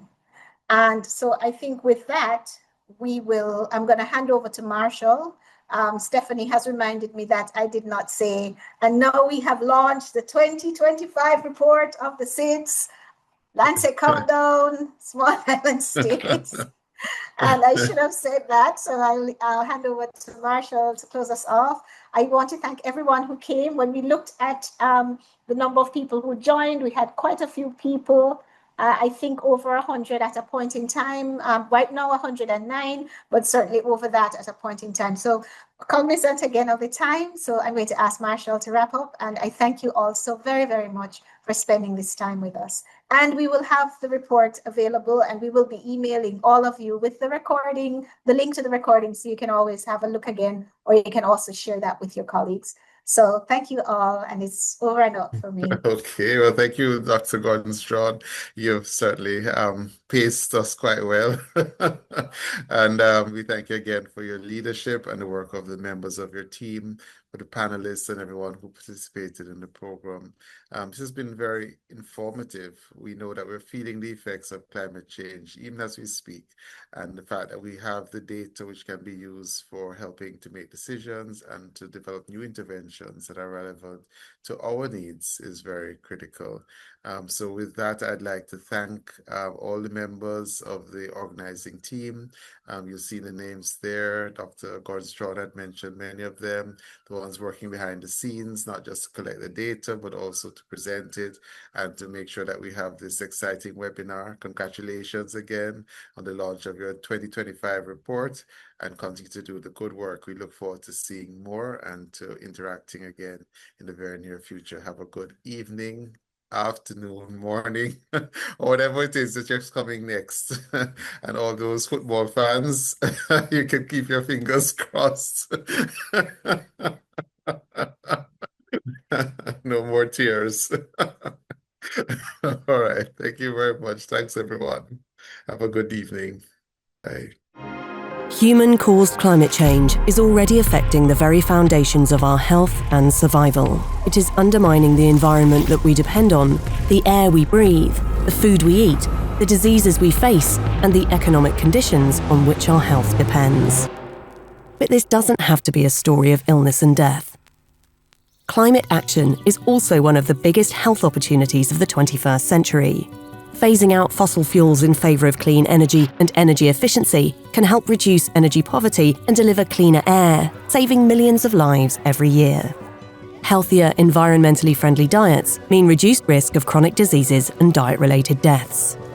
Well-designed cities with green spaces and active travel infrastructure mean healthier, more resilient communities, and health system adaptation can deliver better quality care. To conquer the health threats of climate change and capitalise on the public health possibilities, leaders need robust science to guide action. That's where the Lancet Countdown comes in. Established in partnership with Wellcome and based at University College London, we're a global collaboration of over 300 leading scientists, tracking how climate change is affecting our health and how climate action can protect it. With regional centres around the world and in close collaboration with the World Health Organization, our work spans 5 key areas and is published each year in the Lancet's peer-reviewed journals. Every year, we transform this data into interactive data explorers, policy briefs and data sheets, helping decision-makers put health at the heart of climate action. Climate change is one of the greatest health threats of our time. But by transforming evidence into action, tackling climate change can also be the greatest health opportunity. Find out more at thelancetcountdown.org.